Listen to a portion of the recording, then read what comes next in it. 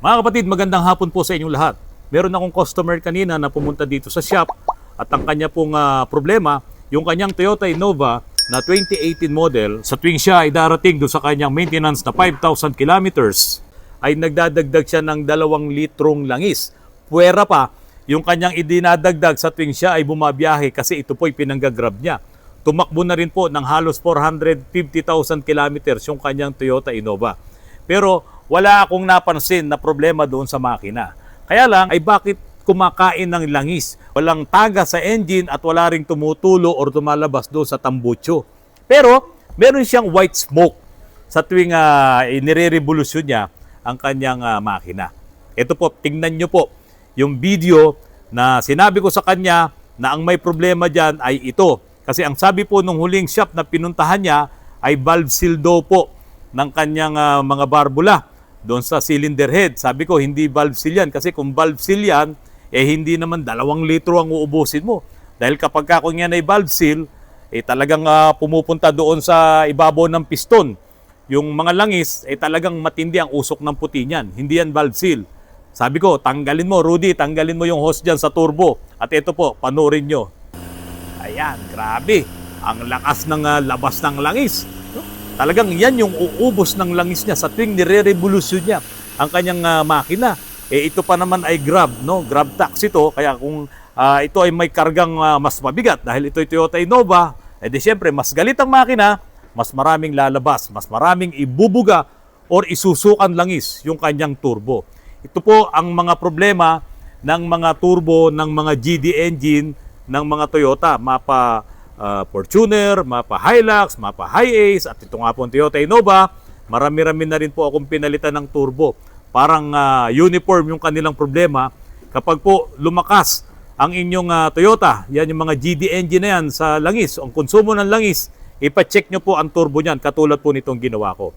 Toyota Innova, ito naman po, Toyota Avanza, pinaliit natin. Ano naman po ang problema nitong may-ari ng Toyota Avanza na nag-aaway po silang mag-asawa dahil po sa desisyon na ipa-reveal po ang kanilang transmission. Ito po, panurin nyo po.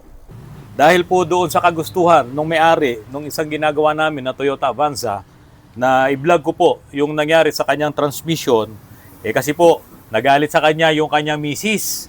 Dahil bakit daw ipina-rebuild yung kanyang automatic transmission, hindi naman daw yun ang sira. Kasi parang nakausap yata yung bayaw niya na bakit naman daw masisira yung radiator, ang may problema naman daw ay transmission. Ito po, papaliwanag ko po sa inyo. Kausap ko mismo yung may-ari kanina nung Avanza po na ito, kaharap yung anak niya, at siya po kasi ay nasa ibang bansa.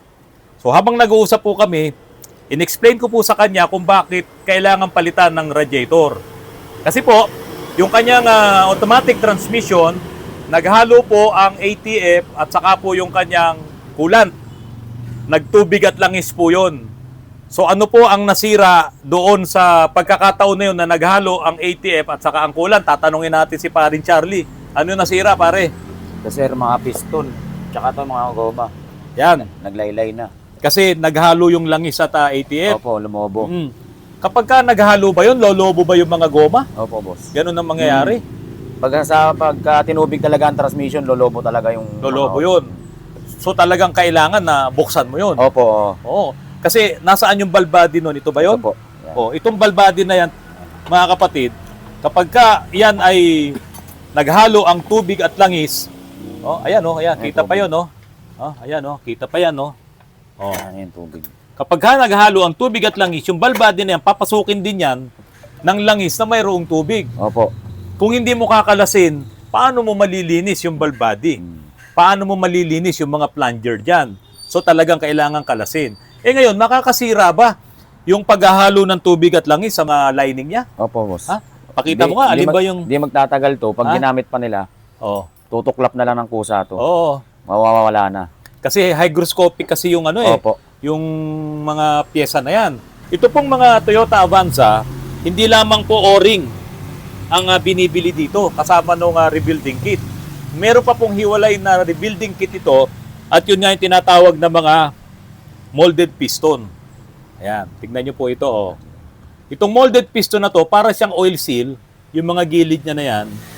At iyan naman ay nakapasok doon sa mga Katulad nitong clutch drum. Yan. clutch drum. Paabot na nga niyan, pare. Itong clutch drum, nung kanilang Toyota Avanza, no, ito na damage din. Pinayod. Ito, ayan. No? Yan, tatlo. Yung loob, kinayod na po nung kaasawa nito. Ito. Ayan. So, ito pong portion ng pump na to, ang nakapasok dito, kaso ang problema, kinayod na nitong parang piston ring to eh. Seal ring. No? Piston ring yan, Opo. kumayod na dito sa loob nitong clutch drum housing na to. Eh bakit na nasira? Eh kasi nga po mga kapatid, yung ATF, naging tubig na. Pumalo yung coolant doon sa ATF. Kaya ngayon sinira din itong clutch drum housing. So ibig sabihin, kapag naghalo yung coolant at saka yung ATF sa loob ng yung automatic transmission, mawawasak o hindi? Yan, mababakbak. Bababak. Wasak talaga. Wasak. Kasi yung mga yung mga goma, nag-expand lahat halos Opo. Oh, lumaki to, hindi to ganito dapat kalaki. Ito dapat medyo maliit 'yan. Okay. Ang iniisip po kasi nung may-ari nito, yung asawa, yung babae, eh ang iniisip po nila ay mali yung aming ginawa dahil hindi naman daw dapat na i-rebuild kasi naghalo lang ang tubig sa langis. Parang ang nasa isip nila, kailangan lang i-drain. Opo. Yun lang ang nasa isip nila. Hindi po pwede yun. Talagang mawawasak po ang inyong automatic transmission kapag po naghalo ang langis at tubig. Oh. At hindi mo malilinis, ayan, napakita mo, Glenn. Oh. At hindi mo to kayang linisin kung hindi mo ito kakalasin isa-isa. Ayan, oh. O, ayan, tingnan nyo po, oh. Oh. Parang, parang Ovaltine Oh. na niligyan ng gatas. Kung hindi nyo po kakalasin, hindi yan matatanggal dun sa valve body. Yung patutuluin mo lang, hindi po talaga mangyayari yun. Kasi po kaninang umaga, nakatanggap ako ng tawag, wala pa ako dito sa shop, at sinasabi nga po na nagrereklamo nga raw po yung may-ari ng Avanza na yon na naghalo lang naman daw yung langis sa tubig, eh bakit daw ni-revealed? Kaya po nung nag-usap na kami, nung lalaki, yung nasa abroad, na ipaliwanag ko po sa kanya, at ito po yun.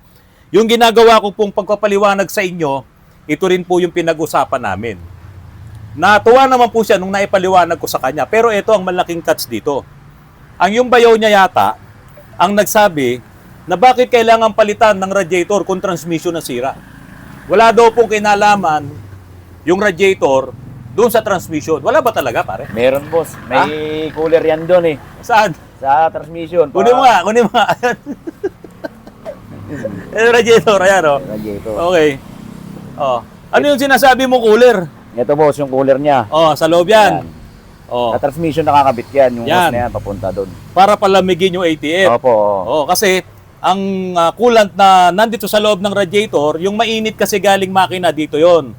Galing na makina, pupunta dito, yung mainit na bahagi ng coolant, dadaan ngayon pababa dito. Pero habang dumadaan siya rito sa mga fins ng radiator, hinahanginan niya ng blower. Kaya pagbaba ng coolant dito, malamig na yan. Opo. At yung malamig na coolant ngayon, magpapalamig dito sa oil cooler. Mahaba po yan, parang ganyang kahaba na tubo, yung oil cooler na yon. Yun ay hindi pwedeng maghalo ang langis sa tubig doon, hindi pwedeng may butas yun. Kaso ang naging problema, na damage yung oil cooler sa loob nito, doon ngayon nagkaroon ng paghahalo, pagmimix yung ATF at saka yung coolant. Kaya po yung coolant na dumadaan dito sa radiator, pumasok dito sa oil cooler at pumasok, nagmix ngayon, papunta dito sa transmission. Yun po ang dahilan kung bakit kailangan nyo magpalit. Hindi po ito nare-repair. Kasi po plastic yan. Mura lang ang radiator, hindi na kailangan pa-repair to. Hindi na po uso yung mga ganong mga bagay. Nung araw yon, nung wala ka pang nabibiling mga radiator na bago. Ngayon, kailangan po nating bumili ng radiator. Kung sinasabi nyo pong walang kinalaman sa sira ng transmission yung radiator, sabi ko nga dun sa may-ari, 100,000 no? % mali po yun. Talagang kailangan bumili ng radiator. Ngayon paring Charlie, baka kasi ang nasa isip ng bayaw, yung iba kasing modelo, Opo. pare, yung oil cooler nasa labas. Nasa labas na. Mga Di ba? CVT yun. Meron ka bang sample dito, Rod? Ito po yung oil cooler ng automatic transmission na nakahiwalay sa radiator. Yung iba kasi talaga, yung mga traditional, yung mga naunang design ng oil cooler nasa loob nitong radiator para mapalamig nung radiator mismo. Dahil sa baba nga nito, kapag bumaba yung kulat, malamig na yon dahil na hahanginan nga ng ating auxiliary fan. Ngayon ito, kaya nakikita nyong, pakihawak pa rin Charlie, kaya nakikita nyo meron dalawa dito na inlet. No, ito naman ang dadaan dito, mga kapatid, ay yung tubig din mismo ang dumadaan dito. Tubig na to na galing sa radiator or coolant. At itong dalawang butas na to, ang daan naman ng ATF, in and out po yan. Pakita mo nga paring Charlie, yung kinakabitan nito. Yan ay transmission po yan ng Mirage. No? Yung dalawang butas na yan, yan, transmission yan, nandyan ngayon, dumadaan, yung ATF, dadaan dito. Ngayon, pagdaan dito ng ATF, dahil ito ay malamig na portion, dahil nga ito naman yung galing doon sa radiator, na pinalamig din ng ating auxiliary fan, lalamig ngayon yung ATF, napapasok ngayon doon sa transmission. So, hindi pwedeng mawala yung trabaho ni radiator sa lahat ng automatic transmission kasi yun talaga ang magpapalamig ng inyong ATF. Ito nga lang, dahil sa ito'y nakahiwalay, kapag ito'y nasira, hindi ka magpapalit ng radiator. Baka yun yung sinasabi ng bayaw. Opo. Na anong kinalaman na nasira yung transmission, nagpabili ng radiator. Eh sabi ko nga sa inyo mga kapatid, ako hanggat maaari, kung hindi kailangan gumastos kayo ng malaki, hindi kayo gagastos ng malaki. Eh ba't naman ako magpapabili ng radiator kung talagang walang sira? Eh ito nga yung pinagmulan ng lahat ng problema. Kung hindi nasira ang oil cooler sa loob nito, hindi masisira ang inyong automatic transmission. Pero teka, pare, ilan na ba yung Avanza at mga Toyota Rush na ginawa natin dito? Dami na. Dami na. Hindi ko na rin mabilang eh. Oh. Eh hindi naman lahat nasisira ang radiator nun eh, no? Sa ano yan, boss? Sa... Hindi yata nag-change oil kasi tingnan mo naman din yung kulay ng ATF niya. Oo. Nag-iba ng ano. Isa pa rin yun, yung Opo. hindi talaga nag-change oil. Opo, nag-iinit din kasi yung ATF eh. Oo. Eh siguro, sobrang init, di kinaya ng ano. Nung oil Cooler. cooler. Opo. So ito pala, mukhang hindi nag-change oil to Avanza na to. Opo. At saka pare, alisin mo na tong radiator pare. Alam niyo mga kapatid, yung Toyota Avanza, ito kasi, ayan yung Toyota Rush na yan. Saka yung Toyota Avanza, halos parehas lang ng transmission yan, di ba? Opo, parehas lang din ang Ano makina. pa iba na magkakaparehas sila? Wigo, parehas lang din Wigo, ang- Opo. di ba? Yung maliliit sila, di ba? Opo. Ito, ang liliit lang niya, no? Ito lang halos yung ano niya, yung clutch pack niya, yan lang. Tapos sasakyan mo ng 7, Opo. sasakyan mo ng 10, tapos ipanggagrab mo. Ang bigat ng load niya, pero ang transmission niya napakaliit. Ito lang po yan. Yan lang. Pati yung Wigo, ganyan lang talaga kaliit. Kaya alam nyo, yung mga sasakyan na yan, hindi talaga yan pangmatagalan. Hindi yan durable. Kaya sa dami ng mga ginagawa namin ng mga transmission ng Wigo, Avanza, Rush, isama mo na yung Mitsubishi Mirage. So ito, Opo, pang Mirage yan. Mirage. Tignan nyo, napakaliliit ng mga transmission yan. Madaling masira at gagamitin kasing pang-grab. Yun ang matindi dito. Ginagawang taxi. Kaya po, mga kapatid, doon sa akala nung asawa ni Sir, ay baka akala nila ay ginawan lang natin ng sira yung kanilang transmission. Ito po, ginawa ko na po yung vlog para sa inyo, para maipanood nyo po sa inyong asawa at doon po sa inyong bayaw na mali po yung kanyang akala na hindi kailangan bumili ng radiator. Yun po talaga ang pinagmulan ng problema. Nung yung radiator ay nasira, yung kanyang oil cooler, humalo ngayon dito po sa ATF. At ayan, tignan nyo oh.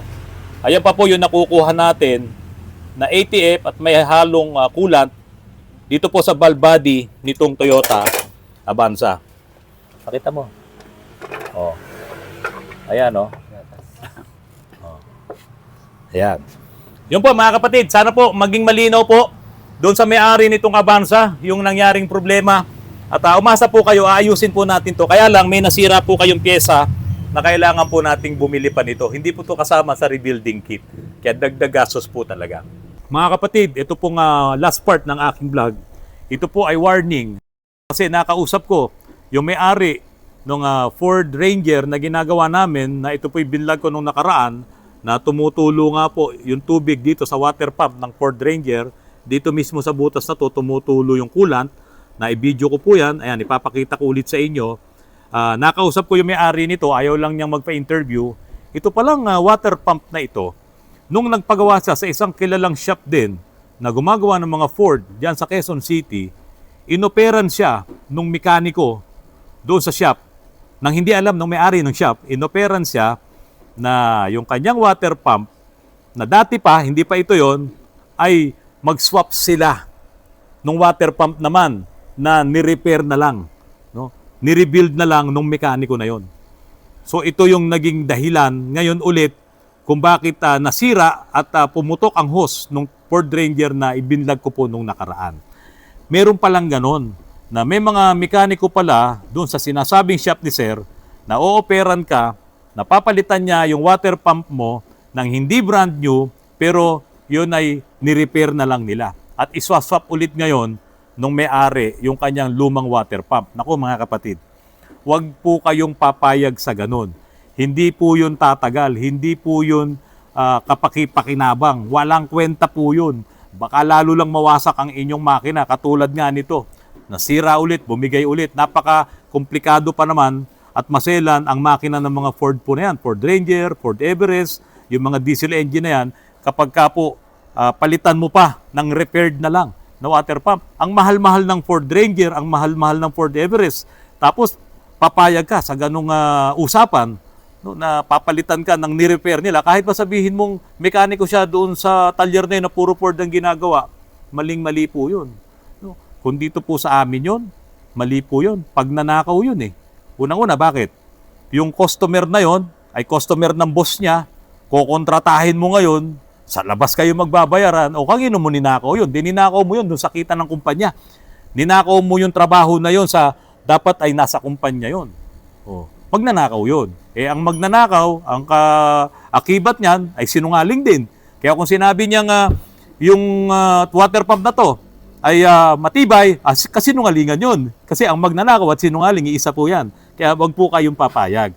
Nakabili kayo ng Ford Ranger, nakabili kayo ng Ford Everest, ba't hindi kayo makabili ng bagong water pump? Mga kapatid, maraming salamat sa patuloy na pagtangkilik nyo po sa aking channel. Kung hindi pa po kayo nakasubscribe, pakisubscribe po ang aking channel, pakilikes, pakishare, at pakipindot po ang notification bell.